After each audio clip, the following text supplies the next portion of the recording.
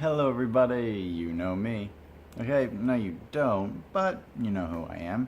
I'm Issa J, and it's the Raw right after WrestleMania, and yeah, I'm in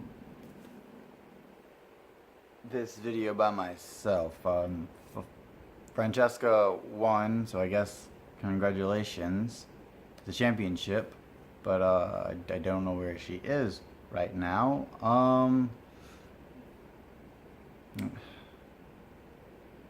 Anyways, let's get on to the review.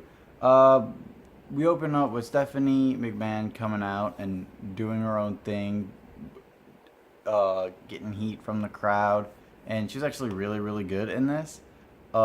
She's actually really good on the mic. We've all known this already. Um, and after a while, she introduces Ronda Rousey. Ronda Rousey comes out, and she's looking at her with like very intensely, and it's just, oh boy, what's going down? Um, they're trying. Stephanie's trying to make a pact with her, but Ronda's not having any of it. She turns it on her, puts her back in the armbar. Uh, all the while, Stephanie McMahon was in a brace until Ronda threw the brace, took it off and threw it away. This is probably the best segment Ronda Rousey has ever been in because she didn't have to talk. Stop allowing Ronda Rousey to talk for at least a couple months until she's better at it because she sucks at talking. But yeah, this was a really good first segment. I actually really dug it. So yes, it was worth it. All right, and then we had Nia Jax come out and greet the crowd. She's like a proper babyface now. Everyone's happy about that. Thank you, WWE, finally, for listening to me. Alexa Bliss and Mickie James come out. They're about to have a match. And she's basically saying, oh, you don't even have a partner for this match. Not like Nia Jax really needs a partner. But, oh, swerve. Yes, she does. And it's Ember Moon. Yeah! Ember Moon matches. I get to review Ember Moon matches. That's so awesome.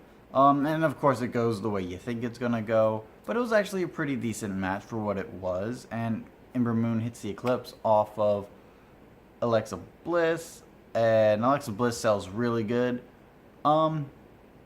1, 2, 3. Nia Jax and Ember Moon win. Yes, it was worth it. Especially for Ember Moon fans. It was pretty great. And finally, we get some real talent, in-ring talent, to boost up the Raw roster. Yes, Alexa Bliss, Nia Jax, Mickie James are bloody fantastic. But, and of course, Sonya Deville and Mandy Rose are as well. It's just with the storylines not doing very well. And again, Bayley and Sasha Banks, great as well. But again, with all this talent and not a lot of storylines going on, it's just a bunch of here's all the women. Ember Moon can shake things up radically. We have the Riot Squad come in. Ember Moon and Nia Jax versus the Riot Squad could be a really good feud if they book it right. Ember Moon can go against someone else, actually. There's so much they could do with Ember Moon right now, and her future is looking bright. Future champion, or at least she better be champion on the main roster because she's great. Yeah, so excited. Yes, it was worth it. And then we had No Way Jose come out, and he's like the next NXT call up. So, I mean, I know he wasn't doing a lot down in NXT from what I've heard, so I guess it's not that surprising. But he comes out with a conga line, and it's kind of like Adam Rose's Rosebuds. It's a gimmick that doesn't survive on the main roster, and we'll see what happens. But he has a match with John Skyler, and it was a nothing match. It was a nothing match. Move 1, move 2, like elbow or whatever the heck. Oh no! No way Jose wins. It was a complete squash jobber match, and I hate these. I hate these so much. So no, it wasn't worth it. Alrighty. So then we had the bar. Oh, also the tag team champions. Let's talk it all in this one whole package. Tag team champions come out, and of course that's Braun Strowman and Nicholas. So Nicholas is like, well, Braun Strowman is like, yeah, Nicholas, he has to go to school. My bad. So there's scheduling conflicts. So we have to relinquish the titles. Bar comes in and is like, hey, give us our titles back. It's like, no, you have to earn them. So at the greatest Royal Rumble, it's going to be the Bar versus whoever is in this eliminator, like a mini tournament. So the first match, well, all of that crud was, no, it wasn't worth it. It was pretty boring. And then this next is a match with Balor Club, Good Brothers, Carl Anderson, and Luke Gallows, whichever one you want to call them, and the Revival. But I'm sorry, no, this one wasn't worth it. It was way too bloody quickly. I'm happy the Revival gets the win here, but it happened again way too quickly, and it was super upsetting. I want to see a good long match between the Bullet Club or the Balor Club and the what do we call these guys? The Revival. I want to see them actually have a full match, like a good 15 to 20 minute match, because they could do so much. But of course, I guess Vince doesn't see them as top tier talent, which is ridiculous. But regardless, Revival get a win, yay, but the match was too fast and nothing, so no, it wasn't worth it. And then Seth Rollins comes out, he's celebrating. Miz comes out, I'm going to try that again. Seth comes out, he's celebrating because he's the new Intercontinental Champion from Wrestle Mania. And then Finn comes out and he's celebrating with him. He's like, congratulations, I'm challenging you for the title right now. He's like, they look at each other, shake hands, they agree. Miz comes out with Miz Taraj and he's like, how dare you, blah blah blah blah.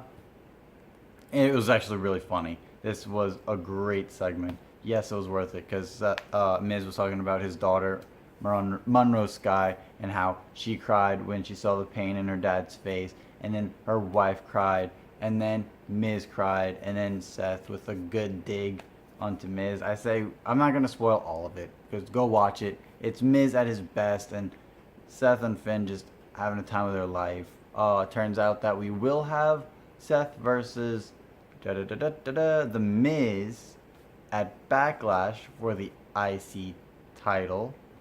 So Backlash is going to be a very weird show, depending on what happens next week at the Superstar Shakeup, I feel. But we'll see, I guess. That was definitely worth it. And then we had Sasha Banks versus Mandy Rose, and this told a lot of good story with a lot of because Bayley comes out, just interrupts Sasha right before the match starts, and Sasha's like, why are you even here? Bayley comes out, and then they have a really good I enjoyed the match. I did. It had a lot of storytelling aspects, not so much not great in-ring technical work, but you can forgive that with just how much story they are telling. And just, I don't know, when it spills out of the ring, Bayley tries to hit Mandy, but Mandy ducks it and then just knocks Sasha. She's sorry. When Sasha finally gets in, really good looking running knee, from Mandy Rose. 1, 2, 3. Mandy Rose wins. And Bailey is just like, oh no, what did I do? Walks out. But yeah, this was a really good match. I really enjoyed it. The great storytelling from Bailey and Sasha. Great, great finisher with that knee out of nowhere. I really liked it. So yes, it was worth it. And then we had my favorite segment of the night. Paige had her retirement speech, and it was so heartfelt. It was so genuine and sweet, and I felt so bad for her. And you could see her holding back tears. You can see her just trying not to just flood in emotions, and it was really good. I really enjoyed it. She did fantastic in the speech, and the crowd absolutely loves her. And I really, really loved the whole, just the little bitty moment of Mandy Rose and Sonya Deville leaving the ring to give the spotlight straight on to Paige. I don't know if they planned that, because it did look like Paige was surprised to see them go. But it was just those little bitty touches that were just fantastic. Yes, this one was worth it. Especially if you are a Paige fan, it is worth it. And then Elias comes out and he does his little concert on to New Orleans, which was funny. I laughed so hard. It was great. And then Bobby Lashley returns, which is cool. But they feed Elias to Lashley. Why? What was the point of that? Stop feeding Elias, who should be pushed to the moon right now, to all this part-time talent. I mean, yeah, Lashley's going to be full-time now, but they feed him to John. They keep... That was just ridiculous, feeding him to John like that. 3 weeks now, 4 weeks out of the last couple months. It's really tiresome. It's really annoying. I want to see Universal Champion Elias. That would be so great. Just think, WWE. Just think of the concerts he can do while he's champion.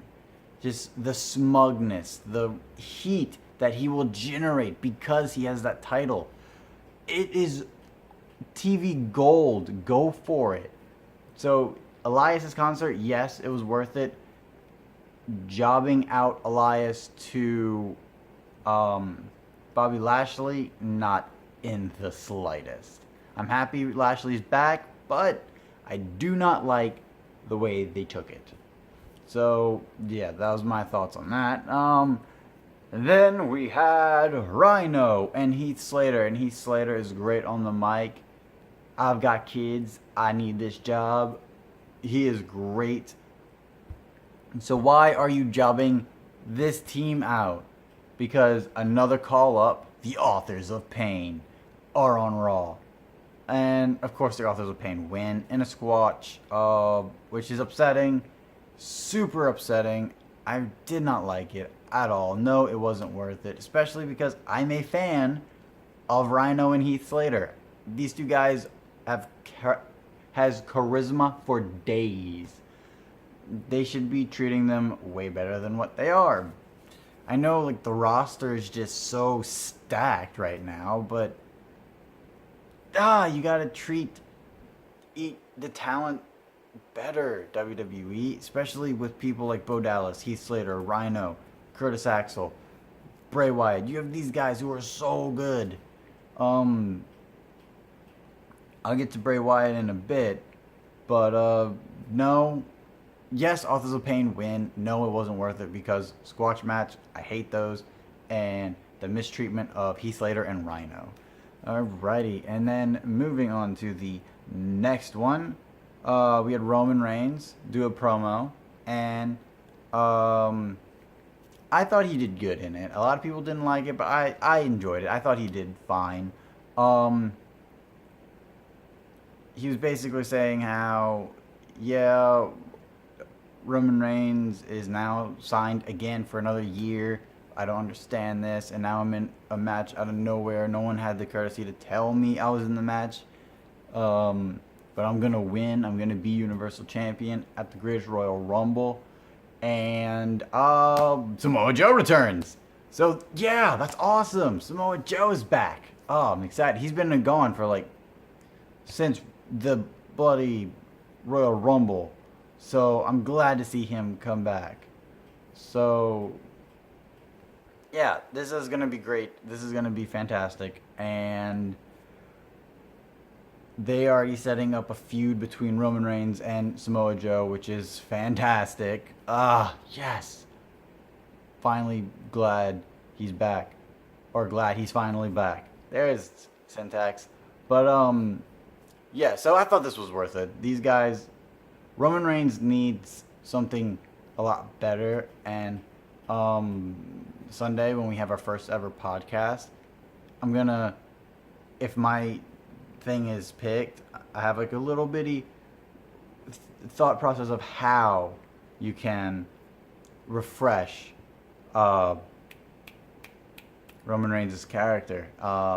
Be sure to check that out. But yeah, I liked it. So moving on to the next, we had Titus Worldwide versus the Woken Universe with Woken Matt Hardy and Woken Bray Wyatt. And yes, Titus Worldwide did lose, unfortunately, but this was an entertaining match because Woken Matt Hardy is great, and now with the addition to Woken Bray Wyatt, I know they're going to split them up, and it's going to be this whole thing, but what they're doing right now is fantastic, and I'm so happy Matt Hardy is like, yeah, I want to team with Bray Wyatt. It is great.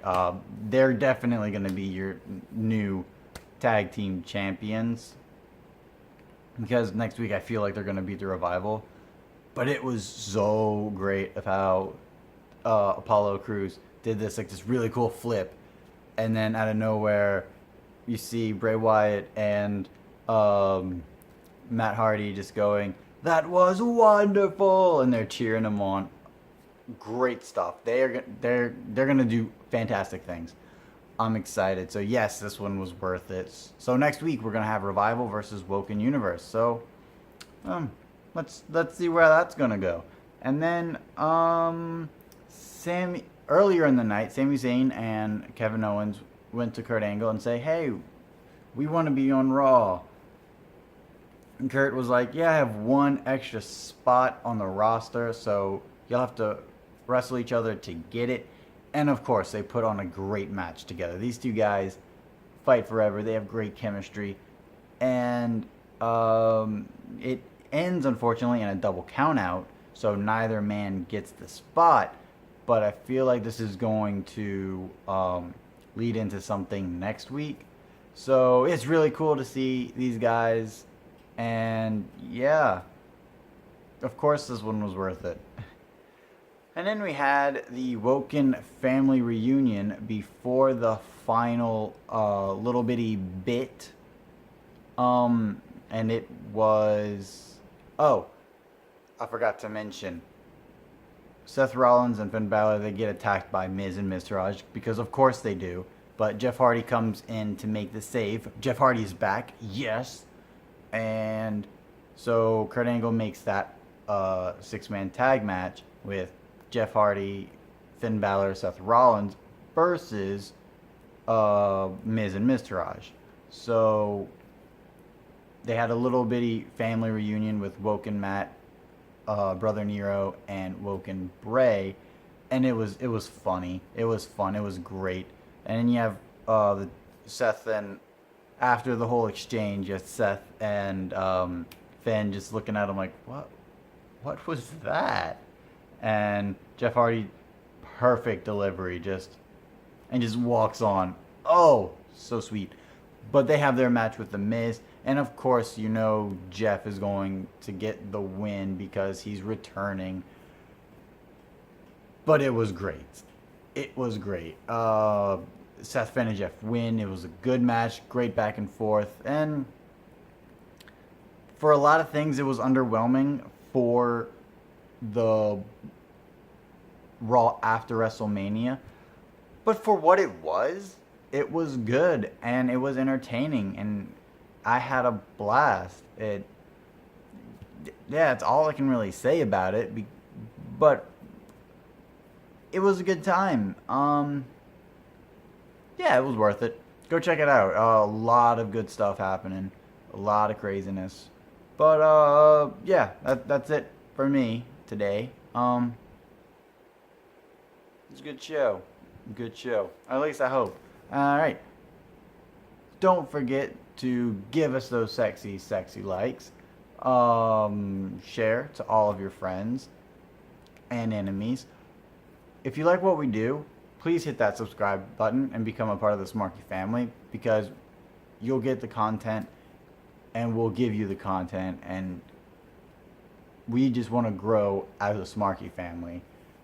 Hit the notification bell as well, because it'll notify you when we go live and when our videos are up, because this Sunday, guys, this Sunday we are going live for our first episode of Shooting with the Smarky family. It's going to be a lot of fun. It's going to be a really cool podcast, and it's going to start from this Sunday coming up, all the way into the future. It's going to be great. So hit that notification bell so that way you know when the episodes happen. And of course, we go live for all the smaller pay-per-views. Here's to hope they don't go to 5 hours as well. 4 hours, okay, but I like them at 3. We'll see what happens. And thank you guys again so much. Also, in regards to the Greatest Royal Rumble, I don't think anyone else is going to be able to be there, but they might be able to come in a lot later. I will be going live on my own, oh boy, for the Greatest Royal Rumble, and I'm excited. I'm excited to see all of the craziness that happens at Jeddah, Saudi Arabia. So I will be live. I feel like there'll be appearances from DJ Liam and Francesca. We will see. And yeah, follow me on Twitter at IsaJ_STP. That's it, guys. Thanks so much for watching, and until next time, it will be awesome.